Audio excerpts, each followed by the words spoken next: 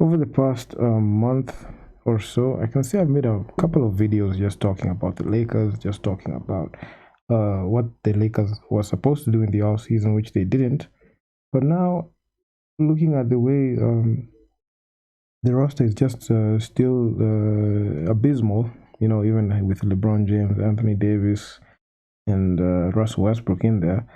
I don't see any different thing that the Lakers can do this season that's going to be different from what we saw last season. And here's why. I mean, when I saw Russell Westbrook get traded from Washington to the Lakers, I immediately I was just shocked. It caught me off guard because I didn't understand what the Lakers were doing. Why would you get a player who is overpaid and is not efficient, and he is the reason why I cannot say he's the reason he's the whole reason why the Lakers were bad, but he's not an efficient player, despite him averaging triple double for the last three or four seasons, and being the player with the most triple doubles and passing Oscar Robertson. He is not the most efficient player, and if the Lakers had the ability to get a Russell Westbrook, why didn't they go after a Chris Paul? Because what they needed was a point guard that they didn't have. LeBron James was sometimes he was playing point guard, so it was pretty difficult. But all I'm saying is this: why is Darvin Ham thinking that the Lakers are going to be different? The Lakers are not going to be different this coming season, because the roster is still the same. I was expecting at least Russell Westbrook getting traded or even getting bought out of his contract, because, man, I do not understand why this guy is paid more than LeBron James. Okay, he signed that 207 million extension with OKC, and the Lakers are just deep in the luxury tax, and they can't even sign quality players because he opted into that 47 million, which I can say thank God it's his last deal. If he opted out, he would have signed a vet minimum deal, and he wouldn't even have gotten any quality contract in any team because nobody wants him. So, safe to say, after this season, after in the 2023 off season, the market for Westbrook will be gone, and I'll just see him just leaving the league, or he's going to sign a non-guaranteed contract or a vet minimum deal on a non-contender. But Westbrook, without KD when he was in OKC, he never even made it past the first round. He only made it past the first round when he got traded to Houston with James Harden, which, after beating OKC in 7 with Chris Paul, they matched up with the Lakers. They got beaten 5. So there was no guarantee that they're going to even make the finals or even win it all, because Westbrook and Harden. Nah, I didn't look at the chances. There was no chance for them to even make the finals, let alone even winning.